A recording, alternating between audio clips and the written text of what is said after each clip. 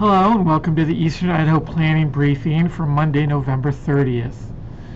In this presentation, you'll see that we have a weak and short-lived winter storm that will sweep through late this afternoon into tonight.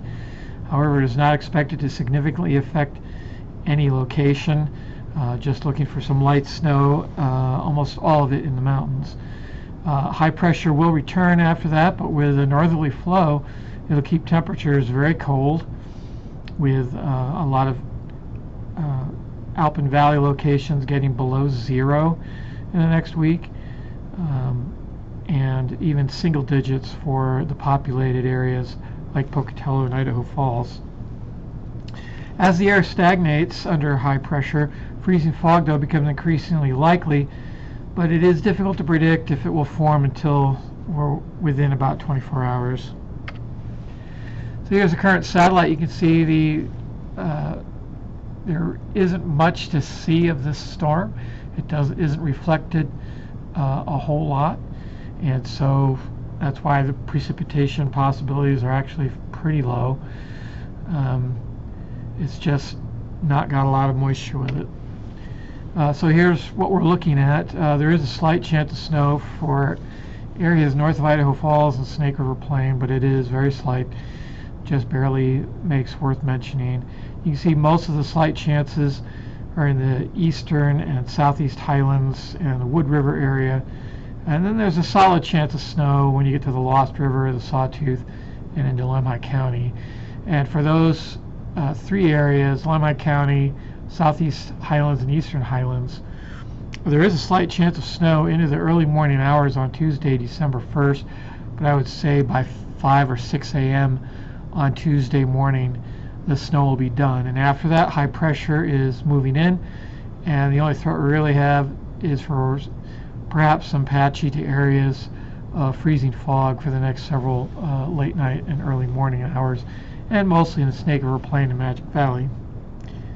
And this is primarily not obviously because there's precipitation being laid down that evaporates in the lower atmosphere, but it is human activity putting particulate matter into the air that the water droplets, as the air cools, can coalesce around and create the freezing fog. So here's, first of all, snowfall amounts. So this is this evening. You can see any place that is that light blue is an inch or less. You can see that it's very limited on where it will get above an inch, and it's mostly in the higher elevations like the Tetons, not really impacting any roads, but some of the roads will get it up to around an inch. And then during the late night hours, this is after midnight, you can pretty much see it's limited to the higher elevations, with the exception of some of the passes here in the extreme eastern highlands going into Wyoming, and then this pass between Montpelier and Preston, Emigrant Gap area. The only place that could get any kind of snow, and again, it's all an inch or less. So this is the storm total. Just so you can see, there is a chance for some light snow basically from Blackfoot to Rexburg, but it isn't really big. I mean, this is probably on the order of a dusting of snow, what we call a skiff. Everywhere else, it's a little bit more significant, but it's still pretty low overall. And here's, again, Tuesday morning. Again, not much going on here. And again, it's all over by 5 a.m. So the rest of this presentation will just be looking at the temperatures for the next 4 days. And it's a little bit breezy today, but really not a whole lot of wind either. So here are the temperatures for today. You can see solidly getting into the lower to middle 40s if you are in places from Pocatello to the south and west at the lower elevations. And then overnight, with the cloud cover, it's a little bit warmer than it has been. And then the high temperatures here will struggle to be into the 30s after this front passes. So you can see it is a cold front. It is bringing temperatures down a solid almost as much as 5 to 10 degrees. And of course that means a cool overnight as the clouds clear out, and so once again we're back down into the teens even for the lower elevations in the heavily populated areas. Wednesday you can see we're still struggling to get into the lower to middle 30s in the lower elevations. Well, you can see where it's going to be in the clear. Stanley is going to be actually warmer than Pocatello. Then here's overnight Wednesday night. You can see the cold air really starting to kick in. Stanley getting below 0, single digits for places north of Pocatello. And the high temperature on Thursday, it's starting to make a recovery about 2 to 4 degrees.